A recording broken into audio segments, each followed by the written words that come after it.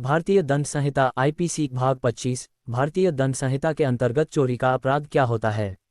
भारतीय दंड संहिता सीरीज के अंतर्गत लिखे जा रहे आलेखों में पिछले आलेख में दास बनाने और मनुष्य को खरीदने बेचने के संदर्भ में उल्लेखित अपराधों पर चर्चा की गई थी। इस आलेख में चोरी के अपराध के संदर्भ में उल्लेख किया जा रहा है। चोरी प्राचीन समय से चलता आ रहा एक प्रसिद्ध अपराध है। हर समाज हर परिस्थिति में यह अपराध घटित होता रहा है। वर्तमान में भी यह अपराध चारों ओर देखने को मिलता है।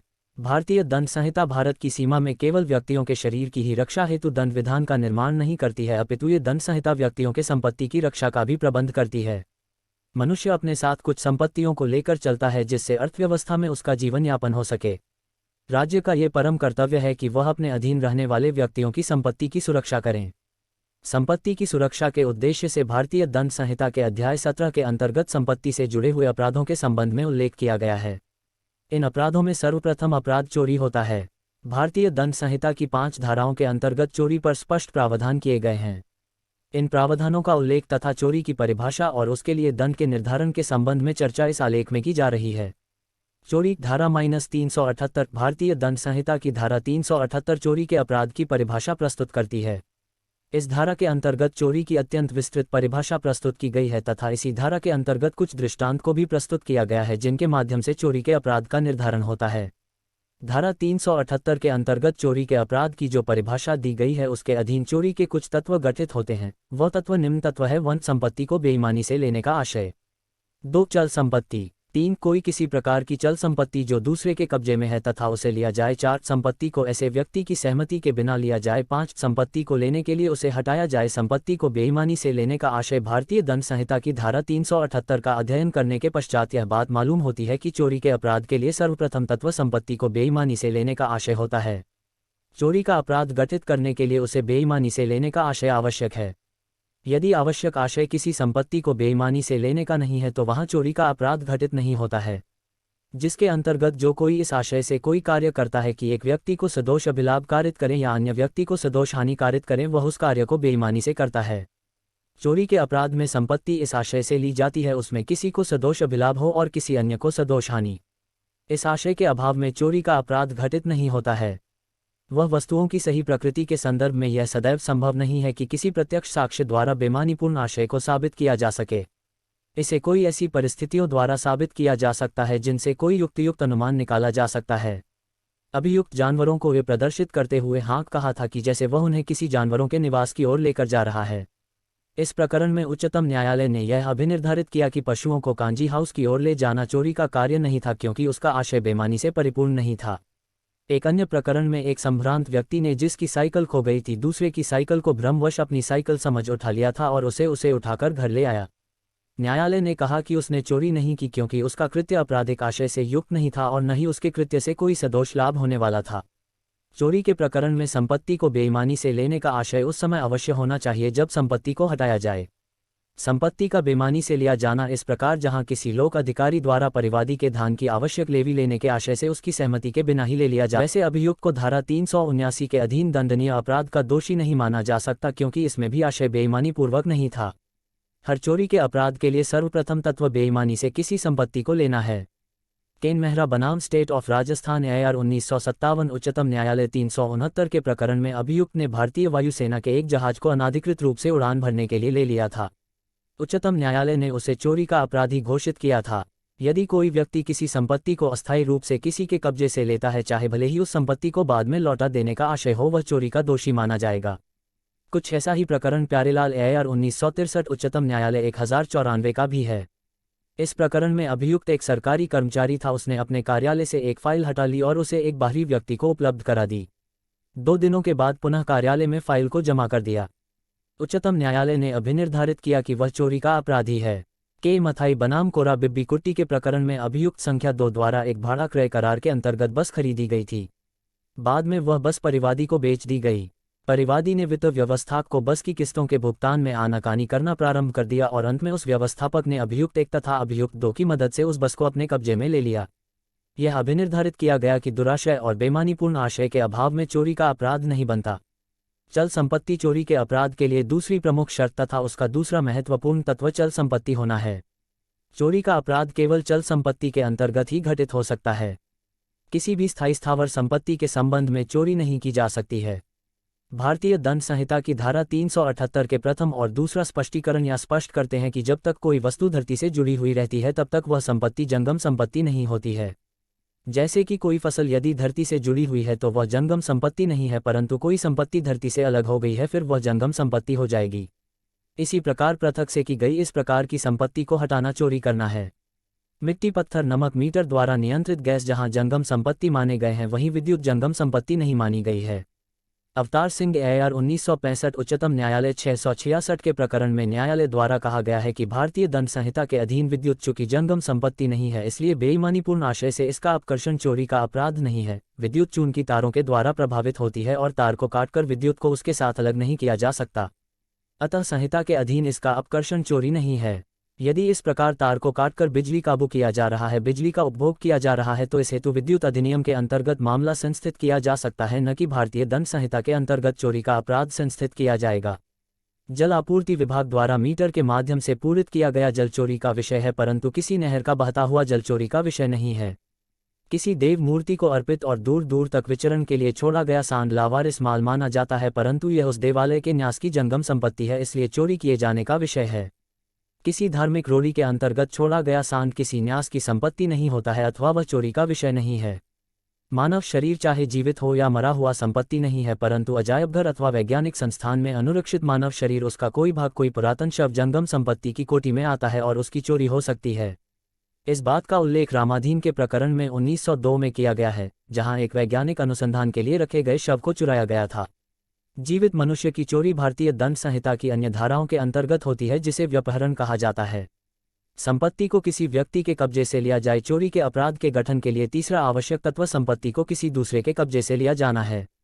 इस तरह चोरी के अपराध के लिए यह आवश्यक है कि संपत्ति किसी ऐसे व्यक्ति के कब्जे में हो जो अभियुक्त नहीं है, और यदि ऐसा नहीं है तो चोरी का प्रश्न ही नहीं उठता है। जंगली पशु, खुले आसमान में उड़ते पक्षी अथवा नदी या नहर में विचरण करती मछलियों की चोरी नहीं की जा सकती, क्योंकि इस प्रकार के जीव किसी भी कब्जे में नहीं होते हैं, परंतु कोई पालतू पशु की चोरी की जा सकती है, जैसे कि कोई कुत्ता चोरी किया जा सकता है जो पालतू है, क्योंकि इस प्रकार का पालतू कुत्ता किसी व्यक्ति के कब्जे में होता है। बेईमानीपूर्ण आशय से ली गई संपत्ति यदि किसी मरे हुए व्यक्ति की है और किसी कब्जे में नहीं है तो ऐसी संपत्ति चोरी की संपत्ति न होकर आपराधिक दुर्विनियोग की संपत्ति हो सकती है। संपत्ति का कोई मालिक होना चाहिए तथा वह किसी के कब्जे में होना चाहिए। लावारिस संपत्तियों की चोरी नहीं होती है। दंड संहिता के प्रारूपकारों ने इसी संदर्भ में यह अभिमत व्यक्त किया कि हम इस बात पर विश्वास करते हैं कि किसी शब्द के माध्यम से, चाहे वह शब्द कितना ही संक्षिप्त क्यों न हो, उन परिस्थितियों को इंगित नहीं किया जा सकता जो आधिपत्य कब्जे की संरचना करती है। ऐसे बहुत से मामले हो सकते हैं जिनमें निश्चितता के साथ यह कहना कठिन होता है कि कोई संपत्ति किसी व्यक्ति के कब्जे में है अथवा नहीं। किसी संपत्ति को तभी तक किसी दूसरे व्यक्ति के कब्जे में माना जा सकता है जब वह व्यक्ति ऐसी संपत्ति के संदर्भ में ऐसी स्थिति में हो कि वह संपत्ति के स्वामी के रूप में अन्य व्यक्तियों से अलग उपभोग कर सके। उस व्यक्ति के लिए जिसके कब्जे से संपत्ति ली जाए आवश्यक नहीं है कि वह संपत्ति का स्वामी ही हो अथवा संपत्ति पर उसका ठीक कब्जा हो। चोरी के अपराध की संरचना के लिए ऐसी वस्तु पर किसी व्यक्ति का शारीरिक नियंत्रण होना चाहिए। यदि कोई वस्तु गुम हो गई है तथा वह लावारिस रूप में कहीं पड़ी है और इस प्रकार की संपत्ति उसके स्वामी के कब्जे में नहीं है, जैसे कि कोई पशु किसी व्यक्ति का पालतू पशु है और वह पशु भटक गया है तथा वह उसके स्वामी के कब्जे में नहीं है, इस स्थिति में यदि उस पशु को किसी अन्य व्यक्ति द्वारा बेईमानीपूर्ण आशय से रख लिया जाता है तो यहाँ चोरी का अपराध नहीं होगा अपितु आपराधिक दुर्विनियोग का अपराध होगा, क्योंकि चोरी के अपराध के गठन के लिए तीसरा आवश्यक तत्व है कि उस संपत्ति का कब्जा किसी व्यक्ति से लिया जाए या संपत्ति को किसी का व्यक्ति के कब्जे से प्राप्त किया जाए। सड़क पर गिरा हुआ मोबाइल फोन यदि किसी व्यक्ति द्वारा उठा लिया जाता है और बेईमानीपूर्ण आशय से उस मोबाइल फोन को रख लिया जाता है तो यहाँ आपराधिक दुर्विनियोग का मामला होगा, न कि चोरी का मामला होगा, क्योंकि इस प्रकार से चोरी के अपराध के लिए मोबाइल को कब्जे से नहीं लिया गया है अपितु संयोगवश किसी व्यक्ति को वह मोबाइल पड़ा हुआ प्राप्त हुआ है। सहमति चोरी के अपराध का चौथा आवश्यक तत्व सहमति है। चोरी के अपराध के लिए संपत्ति उस व्यक्ति की सहमति के बिना लेना आवश्यक है जिसका उस संपत्ति पर कब्जा है। भारतीय दंड संहिता की धारा 378 के 5वें स्पष्टीकरण के अनुसार सहमति या तो अभिव्यक्त हो सकती है या विवक्षित। इसी प्रकार संपत्ति उस व्यक्ति द्वारा दी जा सकती है जिसका संपत्ति पर कब्जा हो अथवा ऐसे व्यक्ति द्वारा जो संपत्ति देने का अभिव्यक्ति अव्यवस्थित अधिकार रखता है, परंतु यदि सहमति अनुचित परिस्थितियों के कारण दी गई है तो ऐसी दी गई सहमति का कोई महत्व नहीं। त्रिलोकचंद तिवारी के मामले में एक दूसरे व्यक्ति बी की सहायता से उसके स्वामी की संपत्ति की चोरी करना चाहता है। इस आशय से उसने बी की सहायता मांगी थी। बी ने अपने स्वामी के ज्ञान और उसकी सहमति से ए को दंड दिलाने हेतु सहायता प्रदान की। न्यायालय ने यह अभिनिर्धारित किया कि चूंकि संपत्ति उसके स्वामी के ज्ञान से हटाई गई थी इसलिए चोरी का दोषी नहीं है, परंतु उसने चोरी के दुष्प्रयत्न के लिए उत्तरदायी ठहराया गया।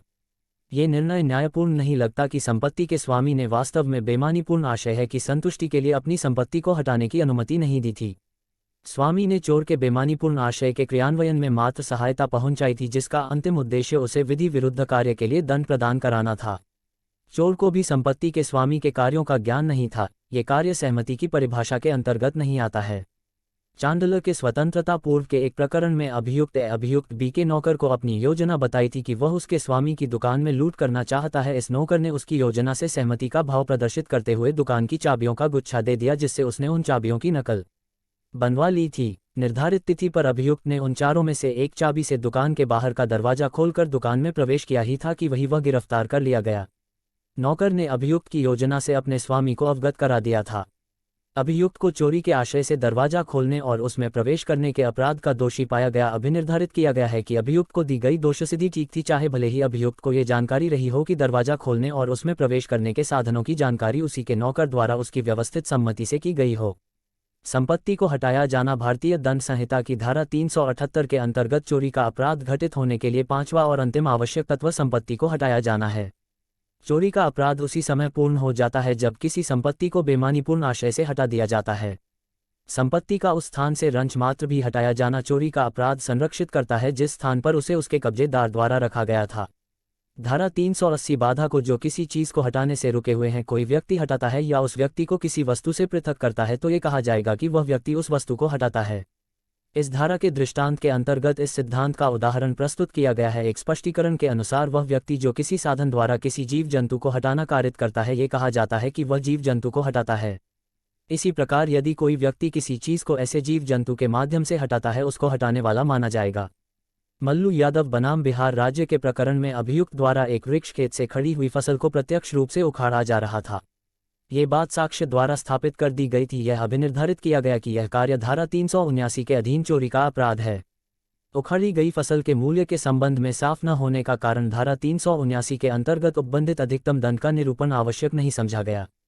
एक प्रकरण में अपीलकर्ता पर सोने की चेन छीनने का आरोप लगाया गया था।